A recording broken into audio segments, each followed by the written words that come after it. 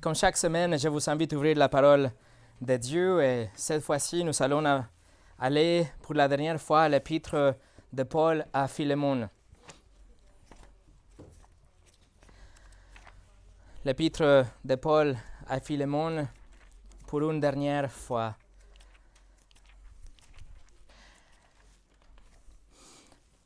Ceci est la 7e et la dernière étude par rapport au sujet du pardon qu'on a commencé il y a un moment déjà. Nous avons commencé en regardant Matthieu chapitre 18 avec Jésus qui a enseigné par rapport au pardon à ses disciples et après il a illustré son enseignement avec une parabole choquante.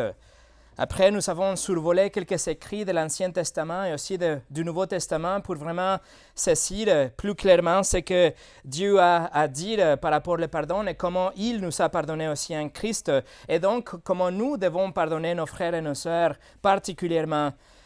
Après, nous avons commencé une courte étude de l'épître au Philémon qui était inspirée de Dieu pour justement aborder le sujet de pardon dans une situation qui était potentiellement dévastatrice entre deux frères, Philémon et Onésime. Mais cette situation n'a pas fini avec une séparation, une division, avec les désaccords ou la ennemité ou la tristesse ou le vide entre deux parties. Au contraire, cette situation a été utilisée par Dieu pour que l'Église en Colosse continue à grandir. C'était une opportunité pour l'Église pour qu'elle continue à briller plus fort que 1000 feux. Et c'est ce que ça nous présente à vous et moi à chaque fois que nous allons par des épreuves. Ce sont des opportunités pour vivre l'Évangile, pour appliquer la doctrine et, dans le cas de pardon, pour pardonner de la même façon que Dieu nous a pardonné en Christ. Je vous partage quelque chose que John Neither, un enseignant de la Bible et un auteur au Texas, il a fait une étude et il a survolé 90 ou presque 90 utilisations différentes qui sont utilisées dans la parole de Dieu pour décrire le pardon. Dès la Genèse jusqu'à l'Apocalypse, il y a au moins 90 expressions différentes. Et il a collecté au moins 75 illustrations de ce que ça veut dire le pardon biblique. Il nous montre, ces illustrations dans la Bible nous montrent l'importance du pardon, la nature du pardon, l'effet du pardon. Et donc, j'ai voulu vous présenter 10. Donnez votre attention à ces 10 illustrations. Selon la Bible, le pardon est tourner une clé, ouvrir la prison et laisser les prisonniers en liberté. Le pardonner, écrire un gros caractère à travers une dette, rien n'est Dieu. Le pardonner, frapper les marteaux dans un tribunal et déclarer les coupables innocents. Le pardonner, tirer une flèche si haut et si loin qu'elle ne sera jamais trouvée. Le pardon est ramasser les ordures dans la maison pour qu'elles soient vraiment propres et frais. Le pardon est détacher les amarres d'un navire pour le libérer dans la mer.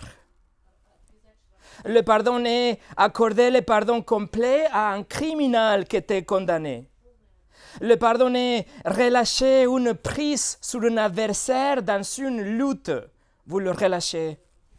Le pardon est décaper complètement un mur qui était rempli avec de graffiti. Le pardon est briser un pot d'argile en 1000 morceaux afin qu'il ne puisse jamais être reconstitué. John Neither conclut que si nous devrions trouver qu'un seul mot ou une seule expression pour décrire la définition biblique du pardon biblique, ça serait libérer ou relâcher, comme on a vu la semaine dernière dans Luc chapitre 6, verset 37. Le pardon, selon la Bible, est relâcher la dette, l'offenseur, etc.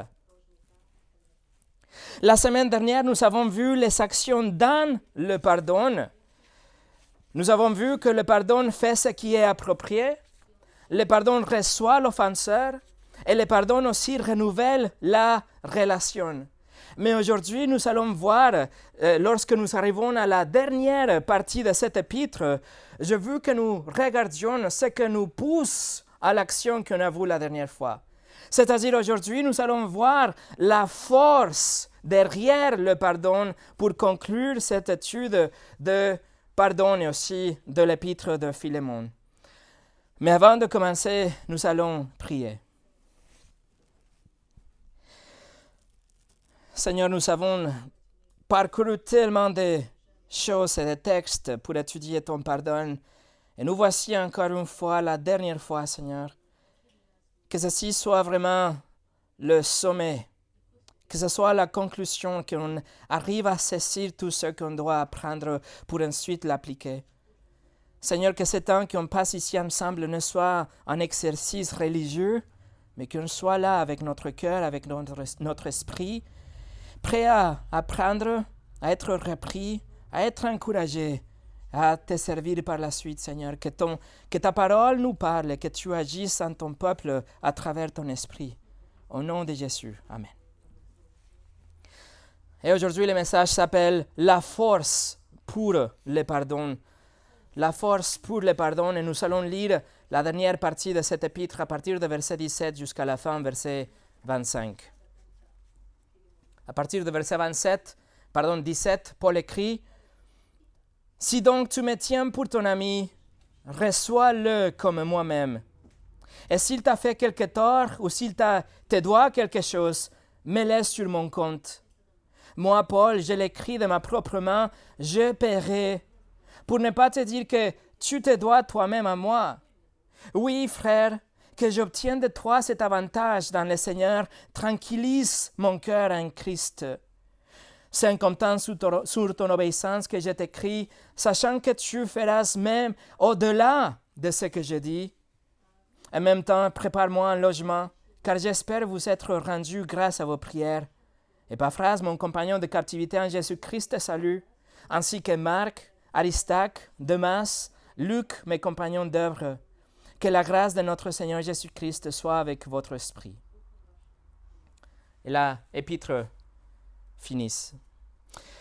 Je voudrais que nous nous penchions dans 5 caractéristiques qui nous conduisent à un vrai pardon. Ces 5 caractéristiques sont la force derrière le pardon biblique. Nous allons voir la réception, la restitution, la obéissance, la redevabilité et la grâce. La première chose, c'est la réception. Regardez le verset 17. Paul écrit, « Si donc tu me tiens pour ton ami, reçois-le comme moi-même. » L'apôtre Paul commence un nouveau paragraphe dans son épître en faisant appel à l'amitié qu'il a avec Philémon et le fait qu'ils étaient des partenaires dans l'Évangile. Tous les deux n'étaient pas seulement des frères en Christ, mais ils avaient travaillé ensemble dans le ministère, dans l'Église, peut-être dans l'évangélisation, peut-être dans la prière, peut-être dans l'étude de la parole, etc. Et ils avaient vécu ensemble la bénédiction de la communion fraternelle que se trouve autour de la parole de Dieu. Et Paul sait que si c'était lui, si c'était Paul qui venait voir à Philémon, Philémon le accepterait en un clin d'œil, tout de suite. Le mot traduit pour reçoit, ou dans votre traduction, peut-être vous avez accepté ou accueillir dans le verset 17.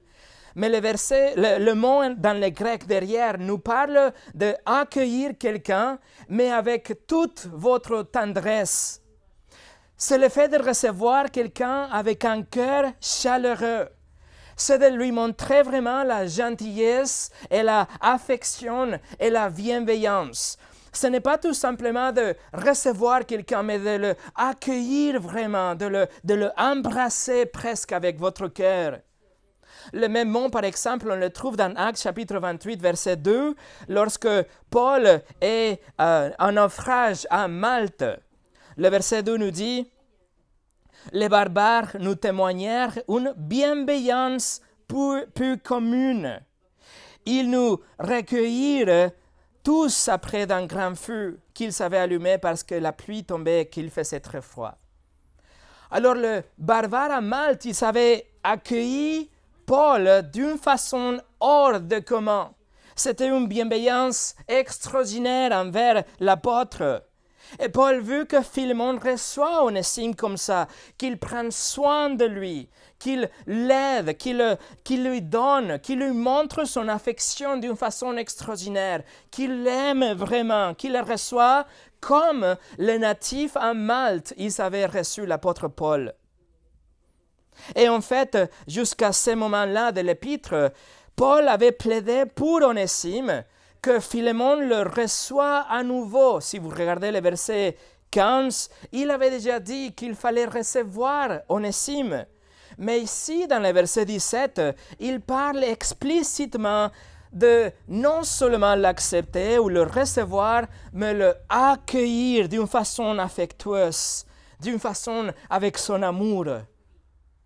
Alors, si vous avez besoin d'être réconcilié avec quelqu'un, vous avez un appel divin ici dans le verset 17 pour accueillir la personne comme si ce n'était pas d'autre que l'apôtre Paul lui-même.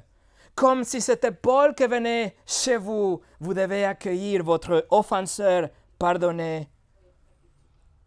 Après tout, Paul et Onésime et vous et moi, nous sommes tous égaux devant Dieu.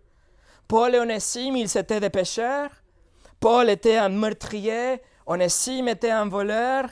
Paul était un idolâtre religieux. Onésime était un païen blasphémateur. Paul persécutait ceux que professait Christ. Onésime s'est échappé de ceux que professait Christ. Paul était un traître devant les Juifs. Onésime était un traître devant les Romains. Et Philémon, etc. Ils étaient pareils. Mais tous les deux, ils avaient péché contre Dieu. Tous les deux avaient brisé la loi de Dieu. Tous les deux étaient vraiment condamnés à l'enfer pour l'éternité à cause de la justice de Dieu, la perfection de Dieu et la sainteté de Dieu. Mais tous les deux, ils ont trouvé la miséricorde de Dieu. Ils ont cru que Jésus était mort pour eux. Que sur la croix, Jésus avait payé la dette infinie qu'ils avaient envers Dieu et qu'il avait apaisé la justice et la colère de Dieu aussi. En réponse, tous les deux, Philémon et Onésime se sont repentis et tous les deux, ils ont placé leur confiance en Jésus pour l'éternité. Ils étaient tous les deux des pécheurs et quand même, tous les deux maintenant sont sauvés par la grâce à travers de la foi. Tous les deux sont de nouvelles créations.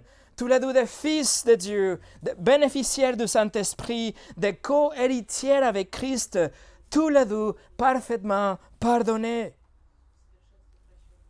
Si Philémon est prêt à faire preuve d'une extrême gentillesse à Paul, il doit être prêt à faire la même chose avec Onésime. Il doit montrer la même affection à Onésime qu'à Paul parce qu'ils sont exactement pareils. Donc, la première chose, la première force derrière le pardon doit être une réception affectueuse, une réception de votre offenseur pardonné. Numéro 2, la restitution.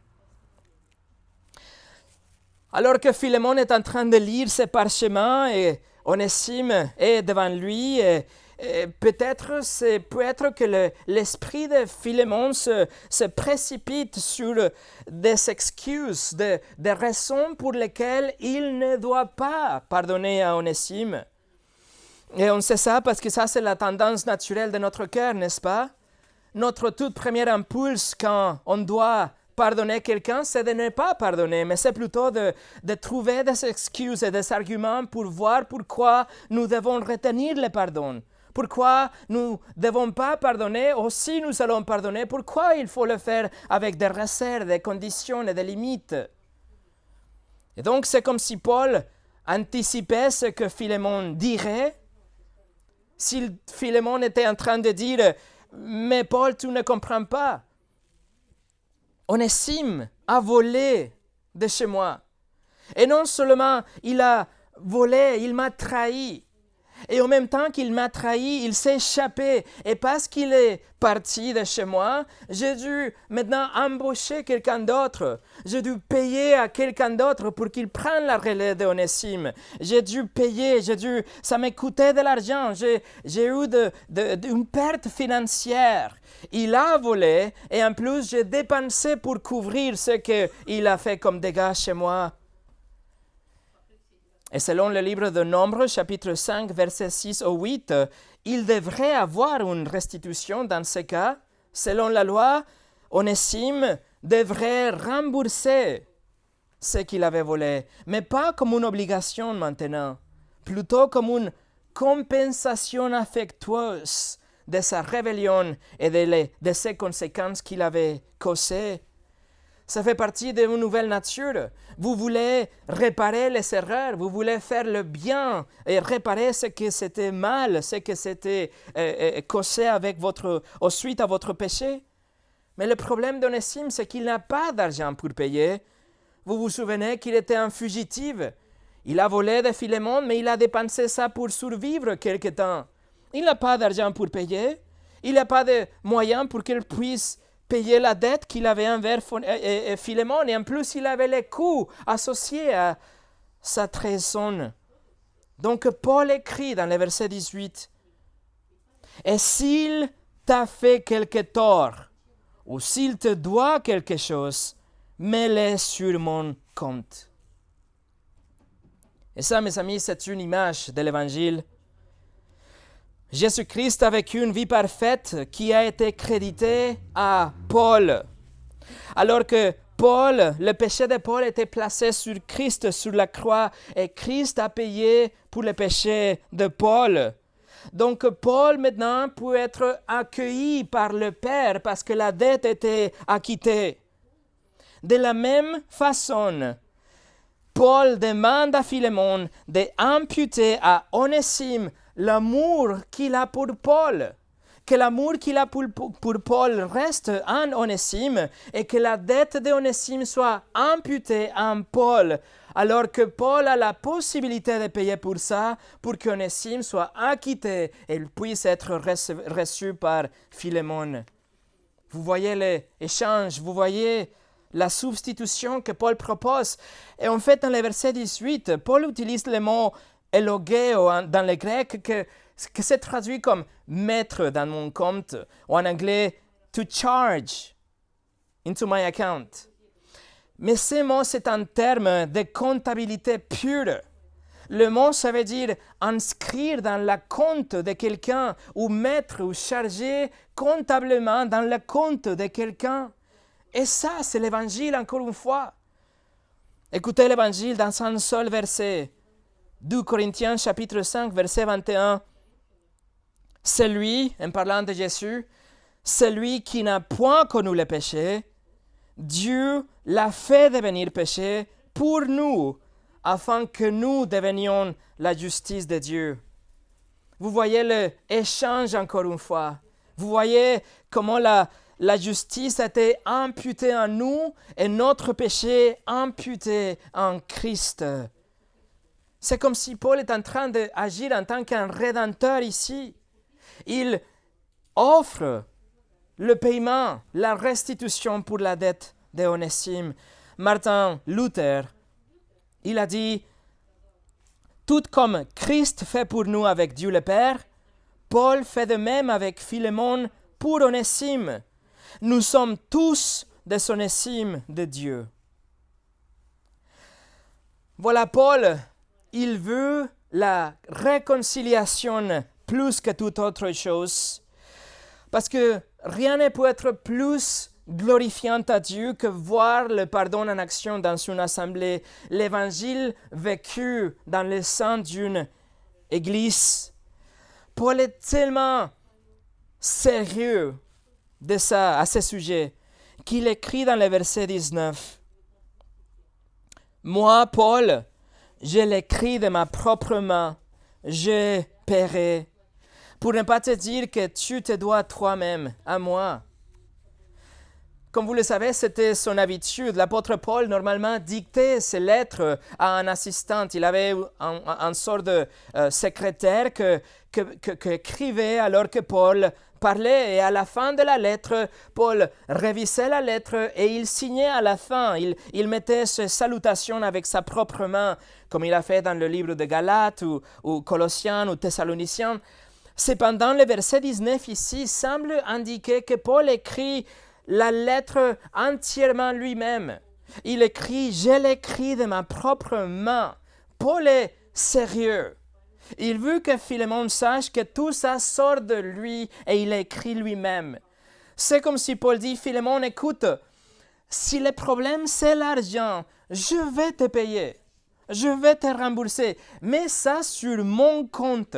Tu as ma parole, tu as ma signature. Je viens d'écrire cette lettre, je vais te rembourser. Mais pardonne, Onésime.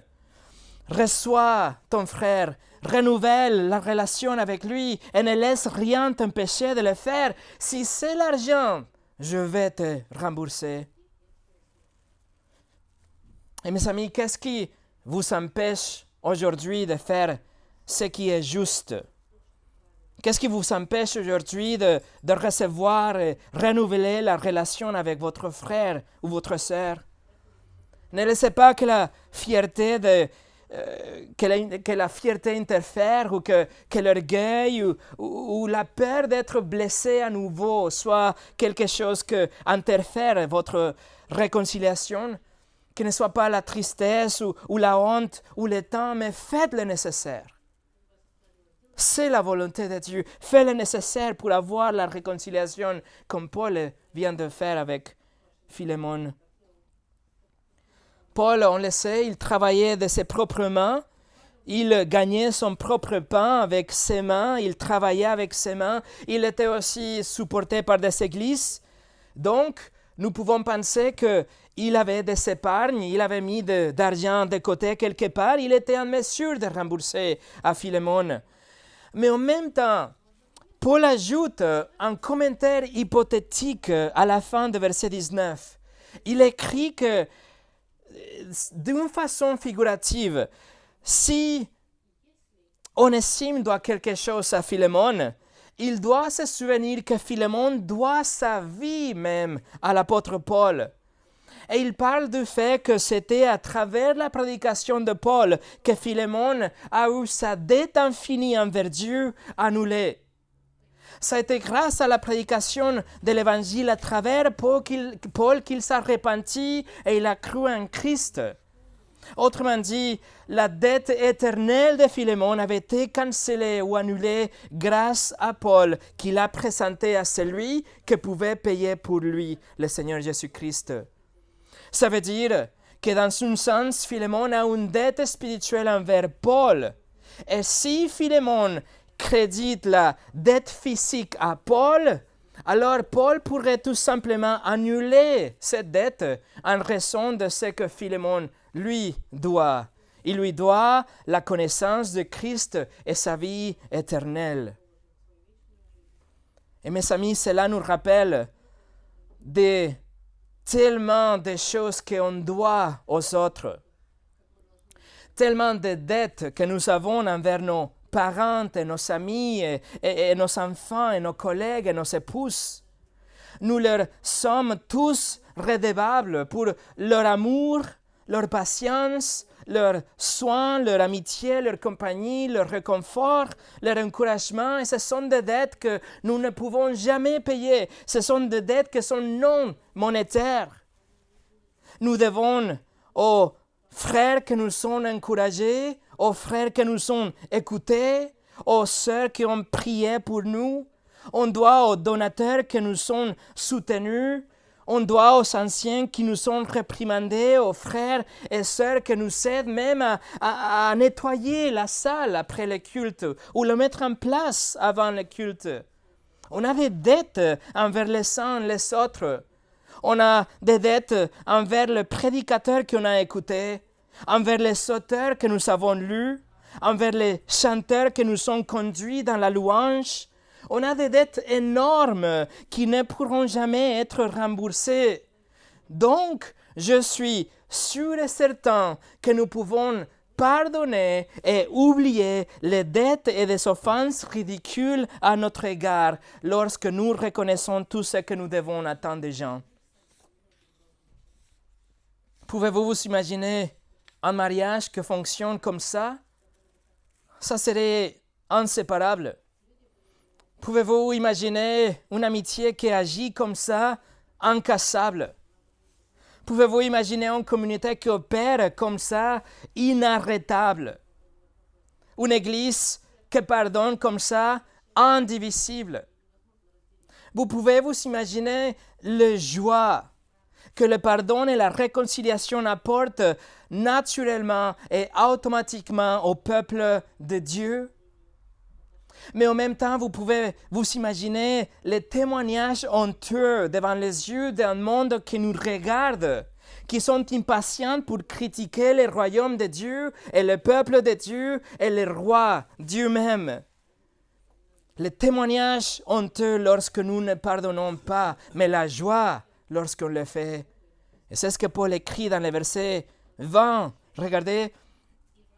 Oui, frère, que j'obtiens de toi cet avantage dans le Seigneur. Tranquillise mon cœur en Christ. Ça, c'est la 3e fois que l'apôtre Paul lui appelle frère. Il a utilisé ça de façon très chère, d'une façon très émotionnelle. Il dit, mon frère, pardonne-lui.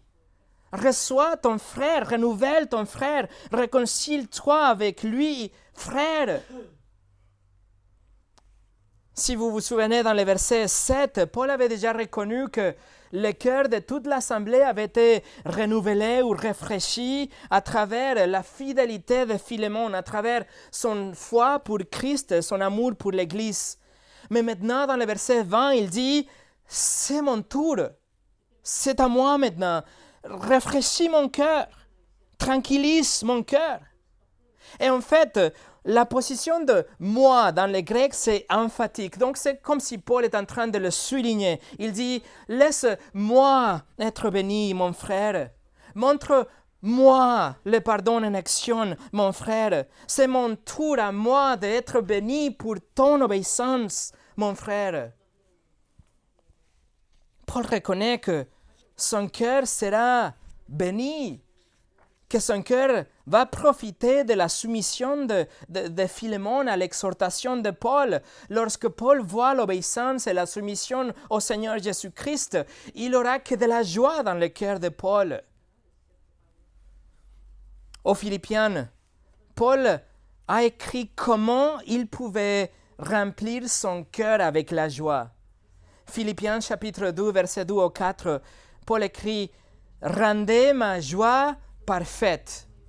C'est ce qu'il écrit. « Rendez ma joie parfaite ». Mais maintenant, il va nous dire comment. Ayant un même sentiment, un même amour, une même âme, une même pensée. Ne faites rien par esprit de parti ou par vaine gloire, mais que l'humilité vous fasse regarder les autres comme étant au-dessus de vous-même. Que chacun de vous, au lieu de considérer ses propres intérêts, considère aussi ceux des autres. Rien ne peut être plus encourageant pour l'apôtre Paul ou pour n'importe quel responsable d'une église. Rien ne peut être plus réjouissant ou plus décourageant de voir l'église vivre selon l'enseignement de la Bible. De savoir que l'Église vit une vie unie, unifiée, que l'Église s'aime, que l'Église est en train de suivre l'enseignement qu'il s'écoute le dimanche, que l'Église agisse avec un seul but, que nous sommes humbles, que nous sommes des servants les uns les autres. Et tout cela, absolument, nécessite un pardon absolu et quotidien. Nous n'allons jamais agir comme ça si nous gardons de l'amertume et des problèmes entre nous. Quelle était la plus grande joie pour l'apôtre Jean? Il écrit dans 3 Jean chapitre 1 verset 4, il écrit « Je n'ai pas de plus grande joie que d'apprendre que mes enfants marchent dans la vérité. » Quelle est la vérité? L'obéissance à l'instruction biblique. Alors la restitution est une force derrière le pardon. Si c'est nécessaire physiquement, elle peut être demandée, la restitution. Mais mieux encore, la restitution peut être aussi pardonnée en raison de incalculables dettes que nous avons les uns envers les autres, afin d'être bénis pour les autres et bénir aussi notre offenseur. Numéro 3, l'obéissance. La troisième force derrière le pardon est l'obéissance. Verset 21 de Philémon. C'est en comptant sur ton obéissance que je t'écris, sachant que tu feras même au-delà de ce que j'ai dit. Souvenez-vous, mes amis, que Paul n'est pas en train de commander quelque chose. Il a fait clair, la semaine passée, on l'a vu dans le verset 8. Au contraire, il dit qu'il aurait pu commander quelque chose, mais il ne le fait pas. Il a choisi juste de demander qu'il fasse ce qui est approprié ou cohérent avec la volonté du Seigneur Jésus-Christ. Mais maintenant, dans le verset 21, Paul dit qu'il est confiant de son obéissance. Quelle obéissance? Ce n'est pas l'obéissance à Paul, mais c'est l'obéissance au Seigneur Jésus-Christ, à la parole de Dieu, à ses enseignements, sa doctrine, son exemple, la théologie du pardon qu'on a étudiée la semaine passée aussi, qu'il soit obéissant au Seigneur Jésus-Christ. Et Paul est confiant que Philémon sera obéissant à la doctrine qu'il a déjà connue, mais aussi à ce rappel, à cette lettre qu'il vient de recevoir, cette lettre qu'il tient entre ses mains. Il sait aussi que Philémon sera obéissante et consciente de toutes ces impulsions qui viennent du Saint-Esprit. Mais attention, toutes ces impulsions qui viennent du Saint-Esprit ne peuvent jamais être contraires à la restauration, à la réconciliation, à la réception, à la unification, à la affection, à la communion. Si vous pensez que vous êtes en train d'écouter au Saint-Esprit, mais vous voyez des résultats différents, alors arrêtez d'écouter et ouvrez votre Bible. Paul fait confiance que Philémon va obéir la doctrine, la parole de Dieu.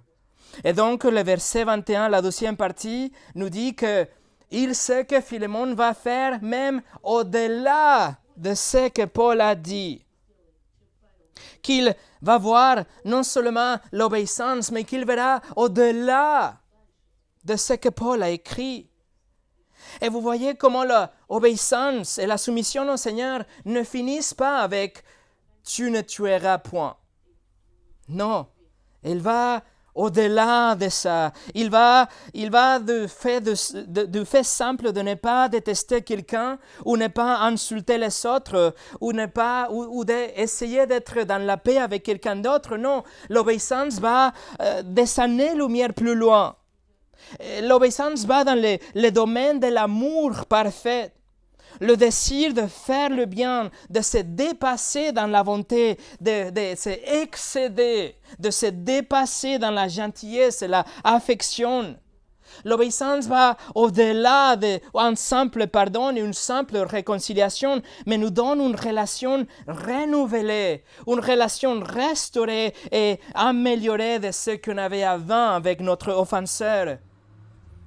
Mes amis, la vraie obéissance ne passe pas le test avec 35 sur 40, mais 50 sur 40. Donc, on a la réception, la restitution et l'obéissance comme des forces motrices pour le pardon. Mais aussi, numéro 4, nous avons la redevabilité. Verset 22 de Philémon nous dit « En même temps, prépare-moi un logement, car j'espère vous être rendu grâce à vos prières. » Comme on l'avait déjà dit, l'apôtre Paul se trouve en prison en ce moment. Néanmoins, il a la foi qu'il sera relâché bientôt.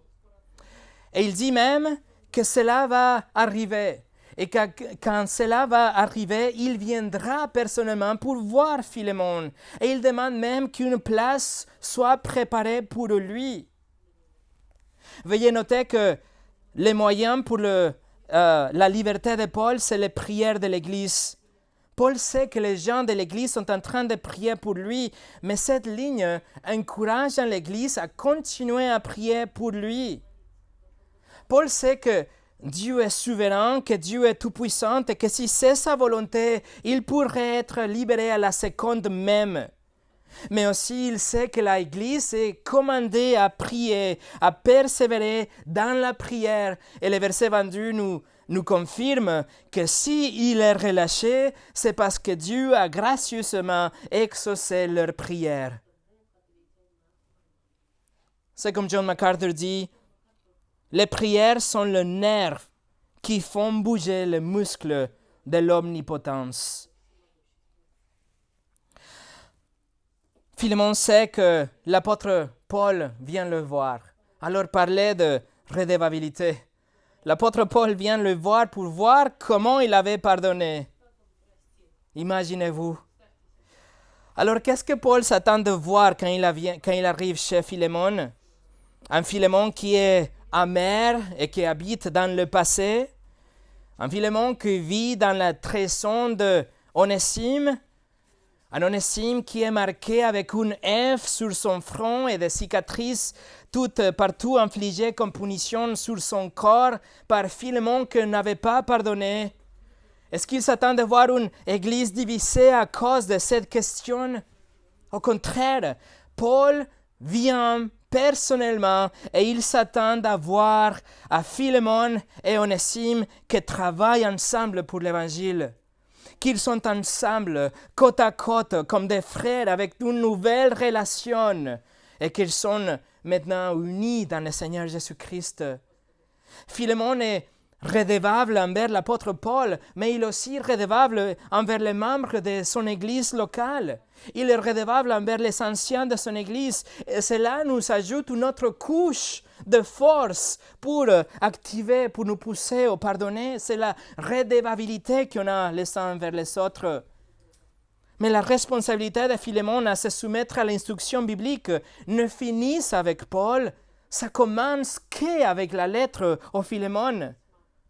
C'est pour ça que Paul dit qu'il vient voir. Et il va donner quelques noms dans les versets 23 et 24 pour lui dire qu'il y a des autres personnes qui sont en train de regarder aussi. Philémon, tout le monde est en train de regarder. Philémon, tout le monde attend de voir comment tu vas réagir. Philémon, tu dois savoir que ces 5 frères que je vais lister ici, ils sont au courant. Tout le monde est en train de voir. Tout le monde retient son souffle. Comment vas-tu réagir? Nous sommes tous impatients de voir comment tu vas passer le test. Et donc, versets 23 et 24, Paul nous donne 5 noms. Épaphras, mon compagnon de captivité en Jésus-Christ, te salue, ainsi que Marc, Aristarque, Demas, Luc, mes compagnons d'œuvre. Voilà les 5 hommes qui sont au courant. Parler de redevabilité. Tout le monde regarde. Comment tu vas réagir? Ces 5 hommes, ils te saluent. Qui c'étaient ces 5 hommes? Épaphras était le pasteur à Colosse, l'église de Philémon. Il te regarde, Philémon. Marc, le collaborateur de Pierre, quelqu'un qui était le cousin de Barnabas, aussi l'auteur de l'évangile de Marc, il te regarde aussi, Philémon. Et c'est intéressant que Paul inclue Marc ici, parce que si vous vous souvenez, dans Actes chapitre 15, il avait une dispute entre Paul et Marc. C'était une dispute tellement forte qu'ils se sont séparés pour un moment. Néanmoins, Paul veut que Philémon fasse avec Onésime ce qu'il a fait lui-même avec Marc. Il a maintenant une nouvelle relation. Il avait le pardon total et une restauration, une nouvelle relation entre les deux. En fait, Marc était tellement important pour Paul après le conflit, après la restauration, que dans sa dernière lettre, dans 2 Timothée, dans les derniers mots de Paul, avant qu'il soit martyrisé pour sa foi, il mentionne à nouveau Marc et il dit qu'il veut qu'il vienne lui voir. Parler d'une relation nouvelle, parler d'une restauration. Vous voyez, le pardon total égale réconciliation totale. Après, il mentionne Aristarque, quelqu'un qui était juste un proche collaborateur de Paul. Il mentionne Démas.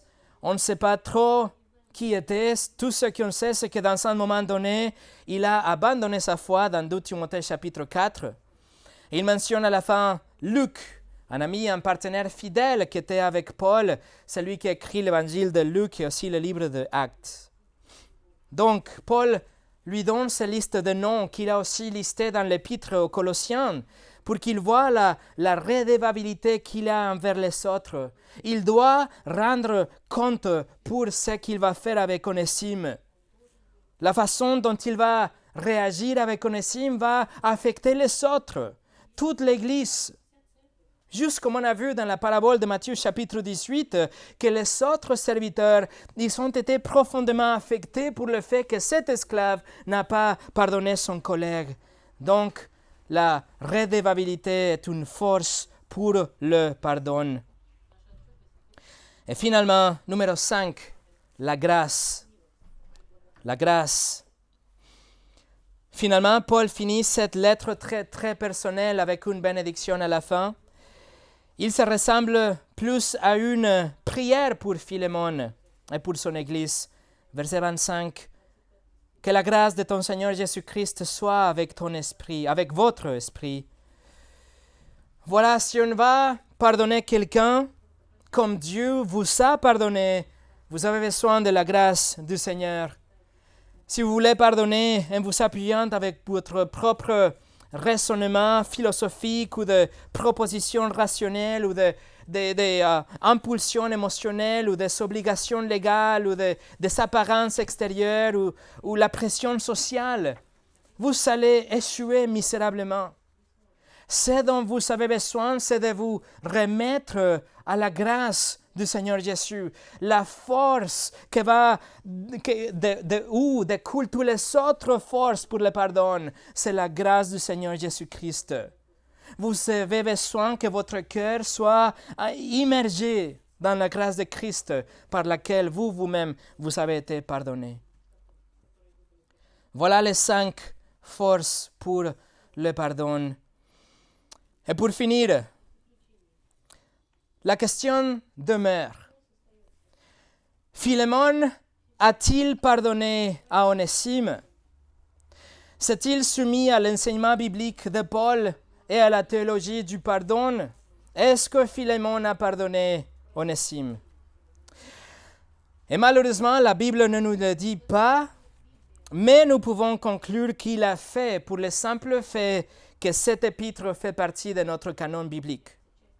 Dieu n'aurait pas permis qu'une lettre qui nous parle du pardon et qui nous instruit comment on doit pardonner soit ajoutée à notre Bible si le pardon n'avait été jamais accompli et accordé. Donc nous pouvons dire, oui, sûrement il a pardonné, mais ce n'est pas tout. Quelques 50 ans après cette lettre, un des pères de l'Église, Ignace d'Antioche, il était arrêté dans la Turquie d'aujourd'hui et amené pour être exécuté à Rome. Donc, il était pris de la Turquie d'aujourd'hui et d'ailleurs, les exilés qui reçoivent la lettre de 1 Pierre dont nous sommes en train d'étudier en parallèle sont là avec lui, avec Ignace. Ils prennent Ignace d'Antioche pour l'amener à Rome pour le tuer, mais en route, pendant qu'il fait le parcours, le voyage, il écrit des lettres pour s'adresser à plusieurs églises. Et il écrit une lettre à l'église en Éphèse où il fait mention de leur pasteur. Écoutez ce qu'il écrit à l'église en Éphèse. J'espère, en effet, par vos prières, avoir la chance de combattre le bête sauvage à Rome, afin que par ces moyens, je puisse être un vrai disciple. Écoutez, au nom de Dieu, j'ai reçu votre nombreuse assemblée en la personne de Onésime, votre pasteur en ce monde, un homme dont l'amour est au-delà des mots. Ma prière est que vous l'aimiez dans l'esprit de Jésus-Christ et que vous soyez tous comme lui. Béni soit celui qui vous a permis d'avoir un tel pasteur. Voilà, il est très probable, très possible qu'on parle du même Onésime. Le pardon absolu, le pardon parfait a un pouvoir transformateur. Il a transformé de Onésime quelqu'un qui était inutile à utile, un fugitif à un frère, un rebelle à disciple, un esclave à un pasteur. Alors oui, Philémon a pardonné comme nous le devons. Mais qu'en est-il de vous, mes amis? Êtes-vous prêts à pardonner votre Onésime? Êtes-vous prêts à vivre l'Évangile, à vous repousser dans la grâce par laquelle vous avez été pardonné vous-même? Êtes-vous prêts à relâcher l'offense, à recevoir et renouveler l'offenseur? Que tous les frères et les sœurs que vous regardent soient dans la joie pour votre obéissance. Êtes-vous prêts à pardonner comme Philémon l'a fait?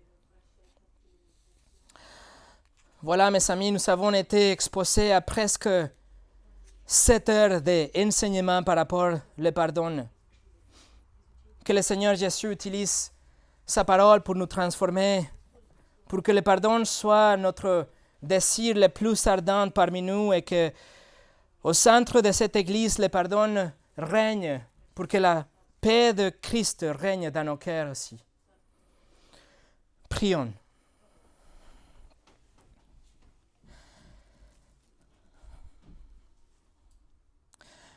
Seigneur, nous te remercions pour ta parole et pour le témoignage de Philémon et d'Onésime, pour tellement d'or qu'on a miné de ces 25 versets.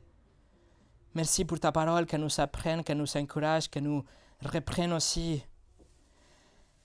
Seigneur, et maintenant, comme l'Épître aux Colossiens nous le dit, nous sommes des élus de Dieu, nous sommes des saints, nous sommes des bien-aimés.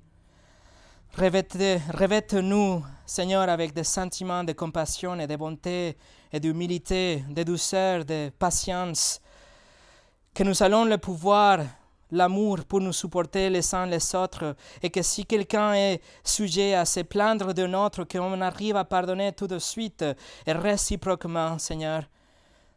Que de la même façon que Christ nous a pardonné à nous-mêmes, qu'on arrive à pardonner les autres et qu'on arrive à nous revêter avec de l'amour de Christ, que ça soit le lien dans cette Église et parmi nos relations.